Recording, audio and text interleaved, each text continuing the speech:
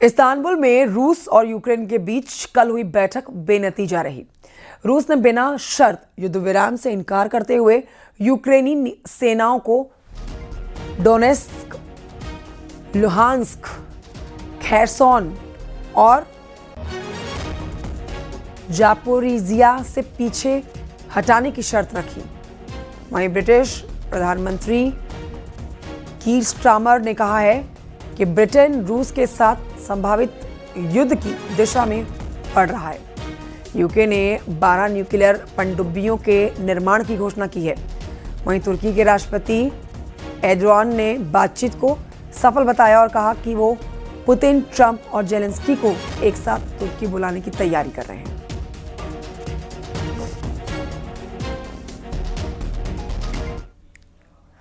अब देखिए, भले ही यूक्रेन ने रूस में घुसकर उसके 5 एयरबेस उड़ा दिए हों, लेकिन रूस ने साफ संकेत दिया है कि यूक्रेन ने अपनी औकात से कहीं ज्यादा बड़ा हमला रूसी एयरबेस पर किया है और अब यूक्रेन को उसकी कीमत चुकानी होगी।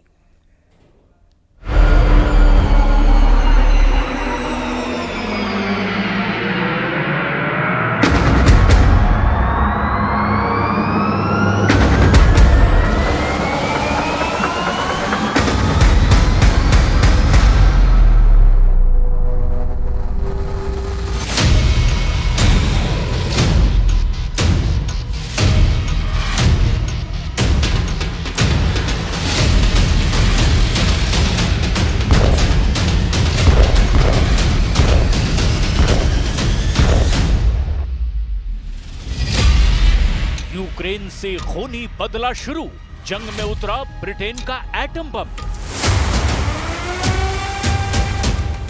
भले ही यूक्रेन ने रूस में घुसकर उसके 5 एयरबेस उड़ा दिए हों, लेकिन रूस ने साफ संकेत दिए हैं कि यूक्रेन ने अपनी औकात से कहीं ज्यादा बड़ा हमला रूसी एयरबेस पर किया है और अब यूक्रेन को उसकी कीमत भी चुकानी होगी। रूस के 40 से लेकर 41 सैन्य विमान, जिसमें बम वर्षक भी शामिल हैं, तबाह कर दिए गए, लेकिन रूस ने यूक्रेन पर नए सिरे से भीषण हमले शुरू कर दिए हैं।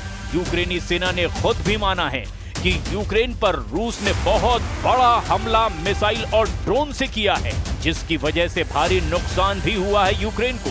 खबर तो यहां तक आ रही है कि अमेरिका में इस हमले की तुलना सेकेंड वर्ल्ड वॉर में पर्ल हार्बर पर हुए हमले से की जा रही है, जिसमें जापानी आत्मघाती लड़ाकू विमानों ने हवाई में मौजूद अमेरिकी नौसेना के बेड़े को तबाह कर डाला था। और पिछले 18 घंटे में जेलेंस्की और ट्रंप रूस पर हुए हमले का जश्न मनाने में जुटे हैं। लेकिन पुतिन के जबरदस्त पलटवार को देखते हुए ब्रिटेन के पीएम कीर स्टारमर ने अमेरिका से ऐसी मांग कर दी है, जिससे साफ पता चलता है कि यूक्रेन युद्ध विनाशक दौर में पहुंच चुका है। ब्रिटेन ने रूसी खतरे को देखते हुए अमेरिका से परमाणु बम गिराने वाले लड़ाकू विमान की मांग की है, ताकि बेकाबू रूस को काबू में किया जा सके। हम आपको यही दिखाने जा रहे हैं कि रूस पर हुए यूक्रेन के अब तक के सबसे बड़े ड्रोन हमले ने कैसे यूक्रेन युद्ध को तीसरे विश्व युद्ध के करीब पहुंचा दिया है।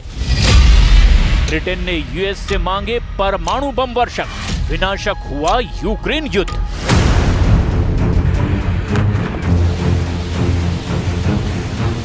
यूक्रेन और अमेरिका में रूस पर हुए हमलों के बाद जमकर डायलॉग बाजी चल रही है। यूक्रेनी और अमेरिकी पुतिन के रूस पर तंज कसते हुए कह रहे हैं कि कभी किसी को इतना भी मत डराओ कि डर ही खत्म हो जाए। अब यहाँ सवाल उठता है कि जिस यूक्रेन के साथ नेटो के 32 और यूरोप के 25 देश समेत 57 देश रूस के खिलाफ जंग में सीधे या फिर पर्दे के पीछे से जंग कर रहे हों, वो बेचारा, लाचार और कमजोर नहीं कहा जा सकता, बल्कि रूस अपने दम पर लगभग 1200 दिनों से जंग में टिका हुआ है। जिस तरह से 1 जून 2025 को यूक्रेन ने रूस के खिलाफ ऑपरेशन स्पाइडर वेब चलाया है। यूक्रेन के ड्रोन रूस के अंदर साइबेरिया तक घुसा है और उन्होंने रूस के 5 सैन्य हवाई अड्डों पर हमला किया और भारी तबाही मचाई। और ये साबित करता है कि यूक्रेन ने अपने दम पर नहीं, बल्कि 57 देशों की मदद के जरिए इतने बड़े ऑपरेशन को अंजाम दिया। और यही वजह है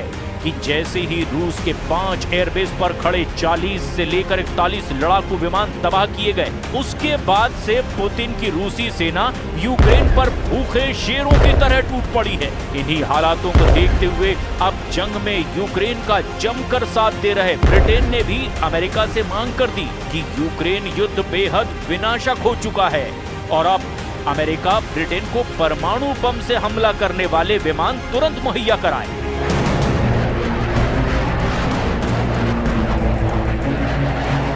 ब्रिटेन ने शीत युद्ध के बाद पहली बार अपनी परमाणु नीति में बहुत बड़ा बदलाव कर दिया है। ब्रिटेन ने अब अमेरिकी लड़ाकू विमानों को परमाणु हथियारों से लैस करने की योजना बनाई है। ये कदम रूस के बढ़ते खतरे को देखते हुए उठाया गया और इसे ब्रिटेन की परमाणु प्रतिरोधक क्षमता में सबसे बड़ा विस्तार माना जा रहा है। ब्रिटिश मीडिया रिपोर्ट्स के मुताबिक ब्रिटेन न्यूक्लियर हथियार दागने में सक्षम अमेरिकी लड़ाकू विमानों को खरीदने के लिए युद्ध स्तर पर बात कर रहा है। माना जा रहा है कि ब्रिटेन के पीएम कीर स्टारमर की सरकार इस मिशन पर तेजी से आगे बढ़ रही है। यानी अब दुनिया एक खतरनाक परमाणु युग में प्रवेश कर चुकी है।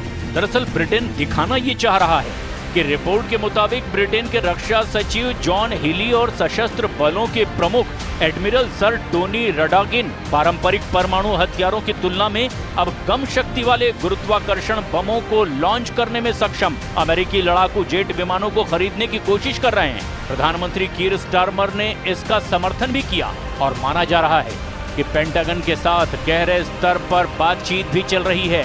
इससे पहले फ्रांस ने रूसी खतरों का मुकाबला करने के लिए पूरे यूरोप में अपने परमाणु हथियारों की तैनाती का प्रस्ताव भी रखा था, जिसका जर्मनी के चांसलर फ्रेडरिक मर्ज ने समर्थन किया था। I very much hope not. And in order to make sure that that isn't the case, we need to prepare. But we cannot ignore the threat that Russia poses. We've seen what's happened in Ukraine just over 3 years ago. Those tanks rolled across a border, something I think all of us thought we wouldn't really see in our lifetimes, the invasion of a European country. Russia has shown in recent weeks that it's not serious about peace, and we have to be ready.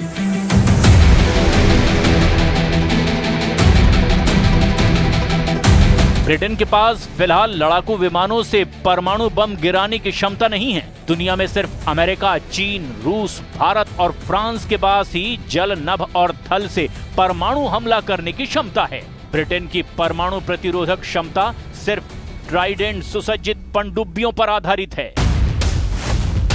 और इसीलिए British रक्षा सचिव John Healey और chief of defence staff admiral sir Tony Radakin के नेतृत्व में Britain की सरकार अब अमेरिकी F-35A lightning II stealth fighter jets को हासिल करने पर विचार भी शुरू किया है, जो कि कम शक्ति वाले B-61 गुरुत्वाकर्षण परमाणु बम ले जाने में सक्षम हैं। अगर दोनों देशों के बीच ये समझौता होता है तो फिर पनडुब्बियों के अलावा ब्रिटेन के पास लड़ाकू विमानों से भी परमाणु बमों को गिराने की क्षमता होगी। ब्रिटेन के वरिष्ठ सैन्य अधिकारियों ने चेतावनी दी कि दुनिया एक तीसरे परमाणु युग में प्रवेश कर रही है, जहां रूस की आक्रामक नीतियां, चीन का बढ़ता परमाणु शस्त्रागार, ईरान और उत्तर कोरिया की अस्थिरता और साइबर हमलों की बढ़ती घटनाएं वैश्विक सुरक्षा के लिए गंभीर खतरे पैदा कर रही है, जिसकी वजह से हवाई आधारित परमाणु क्षमताओं का डेवलपमेंट ब्रिटेन को इन खतरों का सामना करने के लिए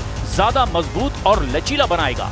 टाइम्स की रिपोर्ट में कहा गया है कि F-35A lightning stealth fighter jet को खरीदने पर विचार चल रहा है, जिसे जर्मन लुफ्टवाफे ने हाल ही में ऑर्डर किया है। हालांकि दूसरे प्रकार के विमानों पर भी विचार किया जा रहा है। इन जेट की रेंज 1400 किलोमीटर है और ये B-61 थर्मोन्यूक्लियर ग्रेविटी बम ले जाने में सक्षम हैं, जो अमेरिका के 3708 परमाणु हथियारों के भंडार से हवाई ड्रॉप किए जाने वाले प्राइमरी परमाणु बम हैं। इसके अलावा ब्रिटिश सरकार ने 7000 लंबी दूरी के हथियारों के उत्पादन की योजना भी बनाई है। इधर रूस के 5 एयरबेस पर यूक्रेन के ड्रोन हमलों से बौखलाए रूस ने यूक्रेन के पूर्वी इलाकों में खौफनाक हमले शुरू कर दिए हैं। ज़ापोरिज़ पर ड्रोन हमले किए हैं। हम आपको ये भी बता दें कि यूक्रेन के रूसी एयरबेस पर हमले से कुछ ही घंटे पहले रूस ने यूक्रेन पर सबसे बड़ा ड्रोन हमला किया था। यूक्रेन की वायुसेना के मुताबिक रूस ने एक साथ 472 ड्रोन यूक्रेन के ऊपर भेजे, जो कि अब तक की सबसे बड़ी संख्या है। इसके साथ ही रूस ने 7 मिसाइलें भी दागी। ये दावे यूक्रेनी वायुसेना के संचार प्रमुख यूरी इग्नाट ने किए हैं। यूरी इग्नाट के मुताबिक मिलिट्री ट्रेनिंग यूनिट पर मिसाइल और ड्रोन से हमला किया था, जिसमें कम से कम 12 सैनिक मारे गए, वहीं 60 से ज्यादा इसमें घायल भी हुए। जिस जगह पर हमला हुआ वो सीमा से 1000 किलोमीटर दूर है, फिर भी रूस के ड्रोन वहां हमला करने में कामयाब रहे। यानी कि रूस और यूक्रेन दोनों ने ही अपने अपने हमलों से साबित कर दिया कि अब लंबी दूरी तक एक दूसरे के यहाँ पर हमला करना संभव है, और इसी कामयाबी को फिलहाल राष्ट्रपति ज़ेलेंस्की बेच रहे हैं। Europe, together with America, has better weapons than Russia. We also have stronger tactical solutions. Our Operation Spiderweb yesterday proved that. Russia must feel what its losses mean. That is what will push it toward diplomacy. And when Russia takes losses in this war, it's obvious to everyone that Europe. यूक्रेनी सेना के हमलों और दावों से जुड़ा वो video दिखा रहे हैं जब यूक्रेनी सेना ने 7 अप्रैल को दावा किया था कि उसने रूसी इलाके में घुस करके रूस के बेलगरद में तूफानी हमले किए और 30 से ज्यादा रूसी सैनिकों को ड्रोन और बम के हमलों से मार डाला। यूक्रेनी सेना के दावों के मुताबिक उसकी 47वीं मैकेनाइज्ड ब्रिगेड ने 7 अप्रैल को एक ऐसा ड्रोन फुटेज जारी किया जो रूस के बेलगरद इलाके का था। यहाँ इमारतों, घरों और पाइपलाइन में मौजूद कई रूसी सैनिकों को मारने का दावा किया गया था। हैरानी की बात तो ये है कि अभी तक यूक्रेनी सेना ने कभी भी नहीं माना कि वो रूस के बेलगरद पर कब्जा करने की कोशिश में जुटा है। उस वक्त यूक्रेन के राष्ट्रपति ज़ेलेंस्की ने भी ऐलान किया था कि रूस के बेलगरद में यूक्रेनी सेना मौजूद है और रूस के बेलगरद पर कब्जा करने की कोशिश में जुटी हुई है। ज़ेलेंस्की ने 7 अप्रैल को दावा किया था कि उसकी सेना रूसी सीमा क्षेत्र में हमले कर रही है। वॉर एक्सपर्ट्स का साफ कहना है कि यूक्रेनी सेना के हाथ से पश्चिमी रूस का कुर्स इलाका निकल चुका है, इसीलिए अब यूक्रेन रूस के बेलगरद पर हमले तेज कर रहा है। यूक्रेन चाहता है कि रूसी सेना उसके सुमय और खार्किव इलाके पर कहीं कब्जा न कर ले, और इसको बचाने के लिए यूक्रेन की 225वीं असॉल्ट रेजिमेंट पूरी कोशिश कर रही है, लेकिन वो रूस के हमलों के सामने टिक नहीं पा रही है। पुतिन की रूसी सेना ने इतनी तेजी से हमले किए कि यूक्रेनी सेना रूस के कुर्स्क इलाके से भाग खड़ी हुई, जबकि रूस के बेलगरद से भी भागने लगी है। अब ऐसे हालात में अंदाजा लगाया जा सकता है कि रूस के 5 एयरबेस पर यूक्रेन के हमले के बाद यूक्रेन जंग कितनी विनाशक होने वाली है। फिलहाल दुनिया की निगाह अब रूस की तरफ से यूक्रेन पर जबरदस्त पलटवार पर टिकी हुई है।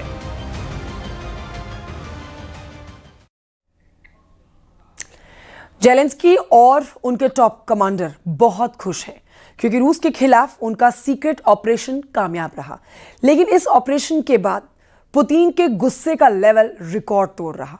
पुतिन ने फैसला कर लिया है कि रूस की फौज अब यूक्रेन को सबक सिखाने के लिए बड़े हमले करेगी। ये बात ट्रंप को भी पता चल गई है।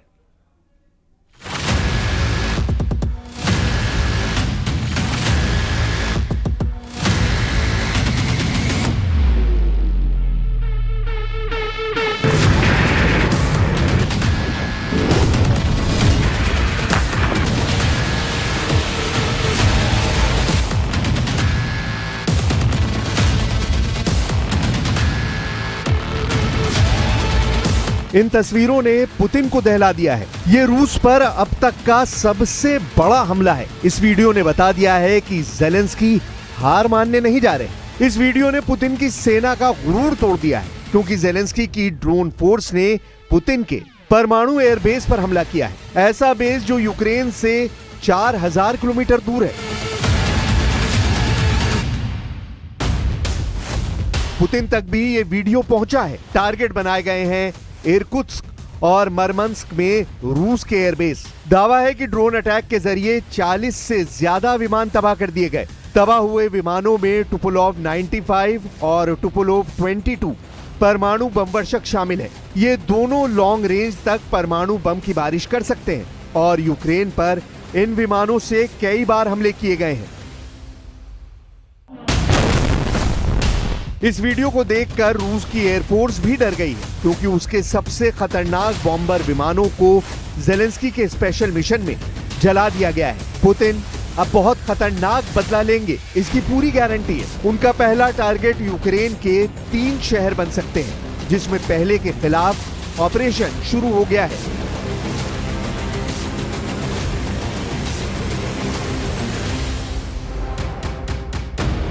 ज़ेलेंस्की को दहलाने के लिए पुतिन ने सूमे कांड शुरू कर दिया है। सूमे यानी वो शहर जो रूस के बॉर्डर से लगा है, और यहाँ पर पुतिन अब ज़ेलेंस्की की फौज को ऐसी सजा देने जा रहे हैं जिसकी उम्मीद ज़ेलेंस्की को भी है। ज़ेलेंस्की का दावा है कि पुतिन ने सूमे शहर पर कब्जा करने के लिए 50,000 सैनिक तैयार कर लिए हैं। ये सैनिक इस वक्त सूमे की तरफ बढ़ने वाले हर मोर्चे पर पहुंच रहे हैं। ये 50,000 सैनिक पुतिन की सबसे खतरनाक फोर्स का हिस्सा हैं। यही पुतिन के सूमे कांड की शुरुआत कही जा रही है, जिसमें ज़ेलेंस्की को जकड़े जाने की पूरी तैयारी है। ये पुतिन का मिशन एनाकोंडा है, जिसमें यूक्रेन को फंसाने के लिए पुतिन ने जाल डाल दिया है। पुतिन को जवाब देने के लिए ज़ेलेंस्की ने क्या किया है, वो पुतिन के होश उड़ा सकता है, और मुमकिन है कि पुतिन के होश उड़ भी चुके हों।